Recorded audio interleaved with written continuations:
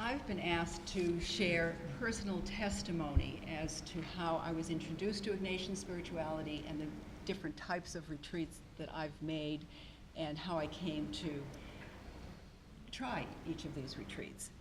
And I have to say that God plants seeds in people and events.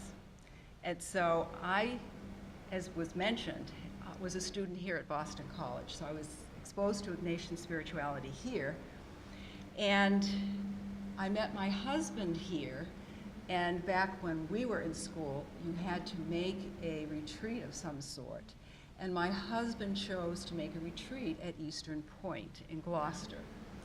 And so on our second date, he brought me to Eastern Point, and I was taken by the beauty of that place. And I felt something there, even though I was very wrapped up in romance. But the place was beautiful. And so that was one introduction to Eastern Point.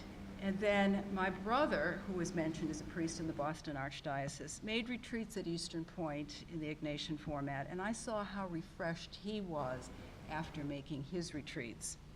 So around the age of 40, I was struggling with where I belonged in the Catholic Church. My husband and I had joined the Presbyterian Church for a few years, and I was also struggling as a mother of a teenage daughter and with a career that seemed stale. So I sought a spiritual director who suggested a retreat might be helpful. I craved some time alone to reflect on my life and to see where God was for me. A weekend away from home in silence seemed to be manageable and desirable. I had the focus of talks, yet the quiet time for prayer and reflection. It was a non-threatening way to be introduced to silence.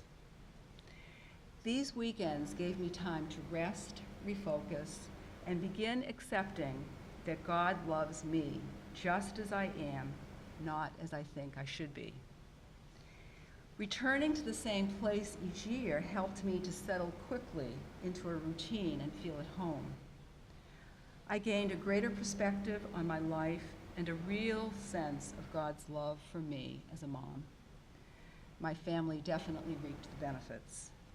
I continued with weekend retreats for a few years, but then as Sunday came, I began to feel like I had just arrived, and there was so much more that God had to say. It was then, when life seemed even more out of control, that I decided to take the leap and make an 8-day retreat. This was at the time when I was reconnecting with the Catholic Church. I had a fear of this length of time, yet there was a holy longing. My spiritual director felt I was ready to make a directed retreat, free of the agenda of talks and free for openness to God. You'll hear more about this first retreat later.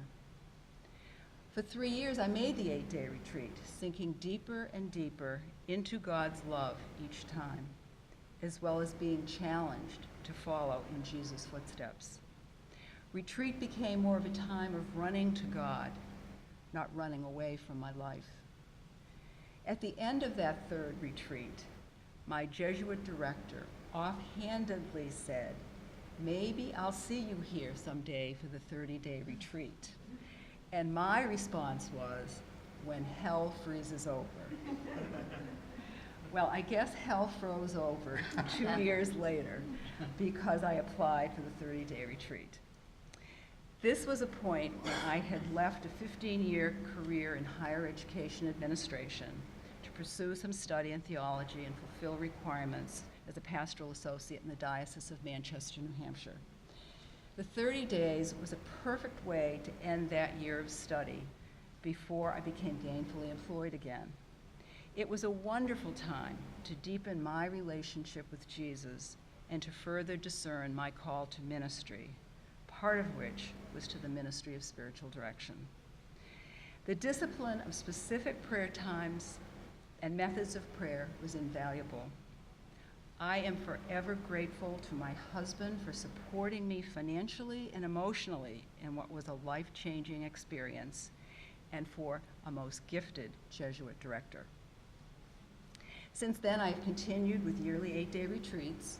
I really need this silent time to stay rooted in God's love and to stay on track with my call to discipleship, to step away from the noise of the world so that I can hear God's voice more clearly. Never would I have dreamed when my husband brought me to Eastern Point that one day my brother and I would be facilitating preached weekend retreats there, and that I would be directing retreatants in the 19th annotation of the spiritual exercises, the retreat in everyday life. Seeds from people and events were planted and have flourished, and new seeds are planted with every retreat experience, and perhaps some are being planted here tonight.